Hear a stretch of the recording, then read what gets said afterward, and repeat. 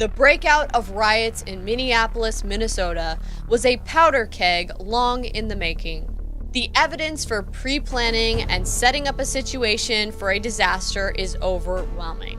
What you are about to see is part of a 2-year undercover investigation into the leftist radicalization embedded within the climate justice movements, one in particular, the Sunrise Movement. These escalations, these actions can be really, really dangerous. Uprisings, including actions like burning buildings, are legitimate and powerful forms of resistance. So last night, when that police station went up in flames, me and my girlfriend, we poured shots. We were happy. This moment in history is a coin toss between freedom and fascism.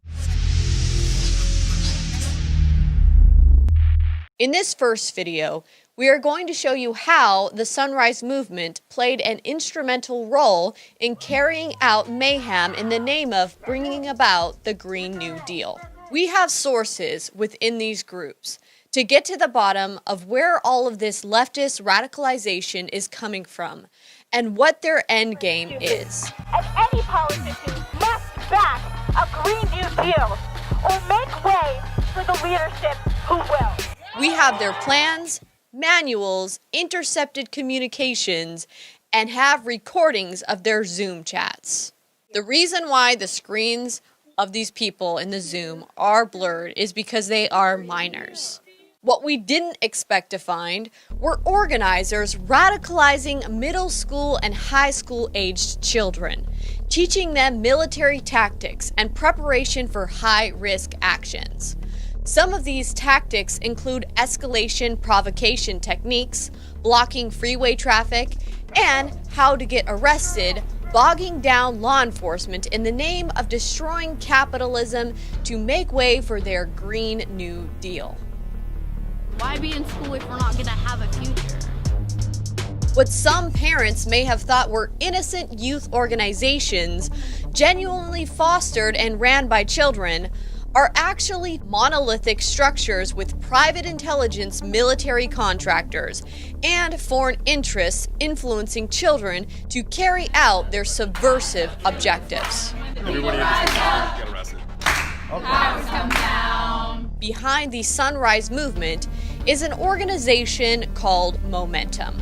Just some quick things to keep in mind is that when we escalate, our target is always the public. So even if we're targeting a senator or another decision maker, escalation should be a response, not a reaction to what's going on. And I think again, just what that means is your escalation should be deeply grounded in your movement's DNA. It should be deeply grounded in your strategy, not just a knee-jerk sort of bottlenecked reaction. Instead of studying in a classroom, we're building an army of young people across the country starting right now. So we'll be thousands strong by the time the election arrives. They are calling on children to help escalate the mayhem. These escalations, these actions can be really, really dangerous for a lot of folks. There's a lot of, especially I think with escalated actions, often police are involved, or there's could be nasty onlookers, or you're doing an action in DC and there's a bunch of really evil MAGA teens over in the corner. Notice they want privileged white suburban children to be on the front lines of the risk actions. A really important thing to think about as Sunrise, which is right now a predominantly white and predominantly middle, upper middle, managerial class movement. Every one of us has a lot of work to do to end these systems, and the more privilege we have in relationship to Blackness, the more responsibility we have to fight to end these systems. It should be noted that Aaron Berger, the international advisor for the Sunrise Movement, is the CEO for Asymmetric Solutions, a military contracting company that specializes in military training, cybersecurity, and global strategies.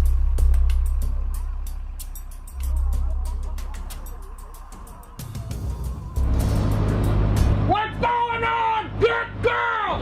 I will kill everybody here!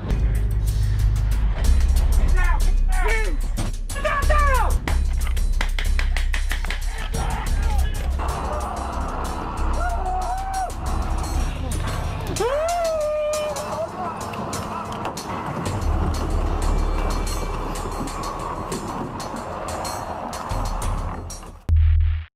organizers of these youth non-government organizations, or Youngos, embellish white supremacy as a systemic problem, hyper-focusing on statistically rare instances of racial inequality and injustice, while ignoring great strides of progress the United States has made over the past century towards equal opportunity and criminal justice reform.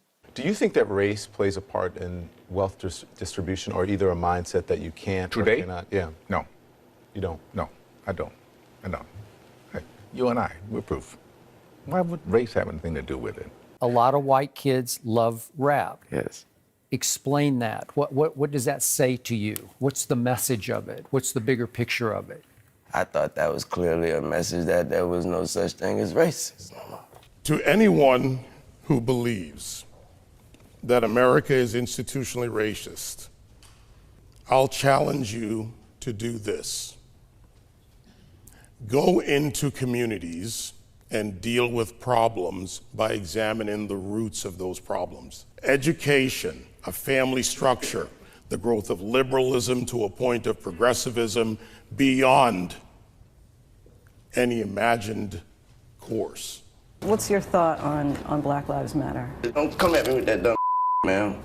President Trump has done a lot that positively affected the black community, but you won't ever hear the mainstream media talking about that. Not all people who are locked up are individuals who don't deserve a second chance. And so this is about second chances and giving people opportunity. The White House is championing a criminal justice reform bill that would, among other things, implement sentencing reforms, create programs to help inmates thrive on the outside, and grant early release for completion of those programs. This council will coordinate efforts across the entire federal government to deliver jobs, investment, and growth to the communities that need it the most. The Green New Deal is not about climate change. It's about climate justice. Essentially, they're blaming climate change on white people. We won't have a Green New Deal that works for everyone unless we concurrently address the sickness that lies in the soul of America in things like white supremacy. The events that erupted in Minneapolis, Minnesota, were not a spontaneous reaction to the murder of George Floyd. These were well-planned events, anticipating some perfect trigger points to bring about the new normal, a world without police, without borders, without industry, without wealth, without private property, without an economy. A world based on communist ideals embedded within the Green New Deal. Organizers on the ground need money right now. We got to move that money to our comrades. However, in order to normalize policies set forth by the Green New Deal, crises have to be capitalized on to further their agenda while destroying the great accomplishments of civil rights movements of the past. The facts show that 50 years of epic civil rights battles for specific rights, and after 3 decades of changing social and political realities, a once oppressed people are no longer that. The breakout of riots in Minneapolis, Minnesota was a powder keg long in the making. From abusive police training, utilizing warrior and fear-driven tactics, to key radical players and organizations put in place. And it's khakis and a white shirt covered in swastikas, goes up in flames. Thousands of people here, and the police don't really have it separated between the people pro-Trump, the people against Trump.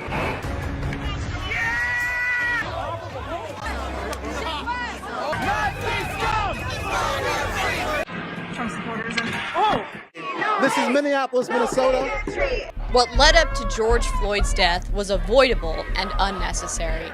The evidence for pre-planning and setting up a situation for a disaster is overwhelming. The goal was to kick off a national and international revolution of the likes the world has never seen, based off preventable and even instigated situations, creating political capital for leftist radicalization. In 2017, the stage had been set. It needs to change now. It needs to start with each and every one of you. The youth climate strike at the Minnesota State Capitol, a breeding ground for recruitment, was recorded and promoted by Unicorn Riot, a leftist media organization based out of Minneapolis with video libraries promoting Antifa, who provided the most up-and-close coverage of the Minneapolis riots. Less than 2 days after George Floyd's murder circulated on social media, the Sunrise Movement organizers are already calling their young members to action. We are currently witnessing, an uprising. I believe it's extremely important that we come together as a movement to look at the roots of this violence and resistance and what our work has to do with ending white supremacy. We are here to fight back collectively against that system. So Black organizers and multiracial groups of organizers in Minneapolis have been building power in the city for years now. And part of what they've been able to do with that power is to bring a lot of the city on their side. So not only does this organizer admit that the apparent chaos is organized and orchestrated, but suggested that setting buildings on fire is a legitimate form of resistance. What we are seeing is not just chaos, we're actually seeing resistance and organizing. And what we know is that uprisings, including actions like burning buildings, are legitimate and powerful forms of resistance, and are resisting brutal and violent and dehumanizing systems like white supremacy. And that property is something that can be recovered. So behind this alleged climate change movement is the goal of abolishing law enforcement and no longer having police. These are organizations that have built strength and power over the past 6 years of the Black Lives Matter movement in Minneapolis, running strategic campaigns to defund the Minneapolis Police Department, oriented around a vision of the abolition of police. So the idea that we're actually fighting for a world without police. And these campaigns that folks are running are strategic and they're winnable. And we can make huge gains toward it in moments of uprisings like these. Notice they are segregationists, not much different from the white supremacists they point at as perpetuating systemic white supremacy. So we are going to head into breakout groups based on our racial identities. Yep, so white folks, you're gonna stay here. Just don't click anything, just hold tight. Black African-American folks, here's your link, and non-Black POC folks, here you go as well. Gabby's going to redrop in the chat the 4 groups that are on the front lines of this fight. Black Visions, Reclaim the Block, Louisville Community Bail Fund, and Dream Defenders. Wow, they were already in the works to get funds to rioters to help them mobilize and bail them out of jail. Keith Ellison, an Antifa-supporting Democrat, former representative and deputy chair of the Democrat National Convention, is the current Attorney General for the state of Minnesota. Ellison was in a position to push for criminal justice reform prior to George Floyd's murder. So why didn't he? Ilhan Omar, the radical progressive Minnesota representative whose district includes Minneapolis, was alleged to have been seen mingling with Antifa protesters at a Trump rally in Minnesota 7 months earlier with her married boyfriend, Tim Minette. Though the Democrat mayor demanded that brutal police tactics be restricted in Minneapolis, the tactics were allowed to continue. Notice the organizations and some of the most outspoken Democrats against President Trump actually facilitated, if not helped, in the pre-planning of these riots that uniquely happened in Democrat-controlled areas. Is it because they have Democrat attorney generals, DAs, mayors, governors, etc., all ready to let these rioters right back out of jail when they get caught? Ilhan Omar has been an apologist for militant groups fighting in Syria, fighting alongside with Antifa militant groups. Groups like the International Revolutionary People's Guerrilla Forces, it is clear that this is the time for anarchist revolutionaries to act without hesitation. Where was she when preventative measures could have been taken to prevent the riots? Facial recognition has confirmed that Ilhan Omar and her boyfriend Tim Minette were in attendance at the riots following the Trump rally in Minneapolis. Oh yeah, and did I mention her daughter was promoting Antifa during the riots? And the governor of Minnesota's daughter was tweeting out police locations to Antifa during the riots. Or how about Keith Ellison's son, a legislator in Minnesota calling for police abolition. And what about Representative Kaine, Hillary Clinton's running mate? His son's involved with these Antifa groups as well. The person that we know inside sent off a bunch of their internal communiques to the DOJ, and then, interestingly, Discord put out a public statement saying they won't help aid terrorism and put out a warning. Then, on Twitter, we saw lots of these leftist, Black Lives Matter, and Sunrise Movement kids all saying, don't use Discord anymore, switch to Signal. It's also interesting that Jack Dorsey also at the exact prime moment put out a tweet saying everyone switch to Signal. 19 of our 30 endorsed candidates won their seats. And we endorsed and elected some amazing candidates, including Alexandria Ocasio-Cortez, Ilhan Omar, Ayanna Pressley, and Rashida Tlaib. The same Sunrise Movement organizers that helped get the squad into office also helped set the stage for the mass protests, burning of buildings, escalation of destruction in Minneapolis, and throughout the United States, using George Floyd's death as their trigger moment to launch their communist revolution. On June 1st, after days of riots, burning of businesses, many of which Black-owned, after killings and mob beatings on the street, AOC participated in a private Zoom conference with leadership from the Sunrise Movement, promoting more escalation. There are folks that are dismayed at the violence and at the destruction. When we talk about police abolition, and people say that this is a radical demand, you know what police abolition looks like? It looks like a white, affluent suburb. And when it comes to environmental justice, it's the same thing. And so I just thank each and every one of you for leading that systemic change, for ushering that systemic change. Why did it take so long for the police to file charges and for the district attorney's office to move towards criminal prosecution? There was plenty of video evidence circulating on social media to justify immediate action by local law enforcement. Why? Is it because it allowed for more escalation and shift of blame towards the organizers' true goal, going after President Trump, his supporters, and the American justice system? Why was the graphic video of George Floyd allowed to circulate on social media without age restrictions? Many violent graphic videos and videos committing crimes and promoting criminal activity were allowed to circulate on social media. Why? This stirred the pot, invoking rage and racial division, sparking mayhem across the nation. Social media platforms also served as tools for rioters and looters to communicate, coordinate, and undermine law enforcement's ability to quell the situation. Last night, when that police station went up in flames, me and my girlfriend, we poured shots. We were happy. It was a celebration in this house. Multiple police stations in Democrat-ran areas were set on fire and destroyed. Why? Running strategic campaigns to defund the Minneapolis Police Department, oriented around a vision of the abolition of police. So the idea that we're actually fighting for a world without police. And watch, the charges against the police officers probably won't stick.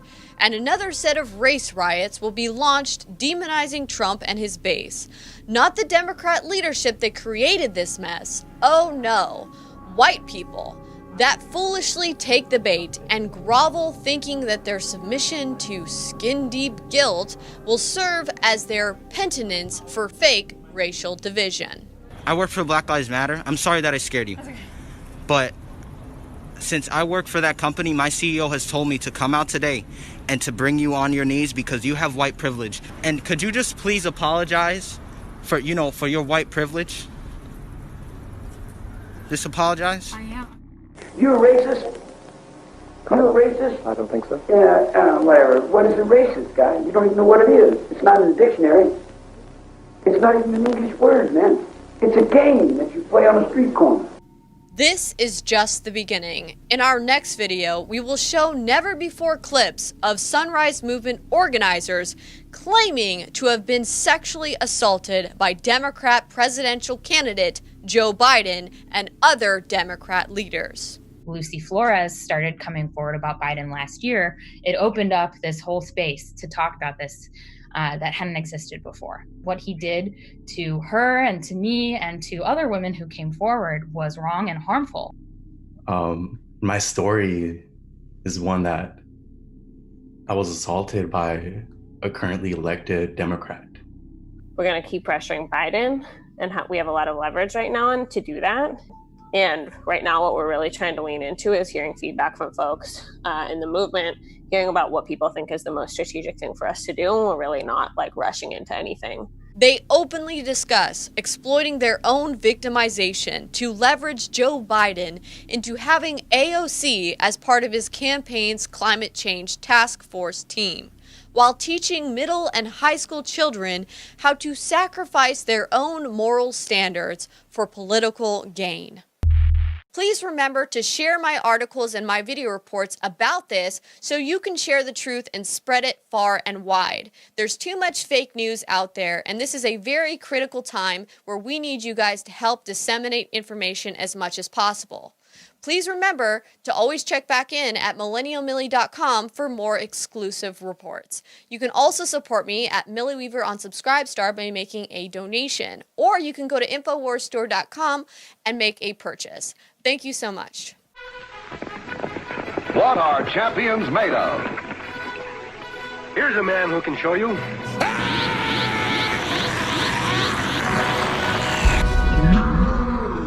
888-253-3139, 888-253-3139, 888-253-3139 is the InfoWars Store hotline. 888-253-3139, 888-253-3139, 888-253-3139 is the InfoWars Store hotline. 888-253-3139 is the InfoWars Store hotline. 888-253-3139 is the InfoWars Store. Frank! 888-253-3139 is the InfoWars Store hotline. 888-253-3139 is the InfoWars Store.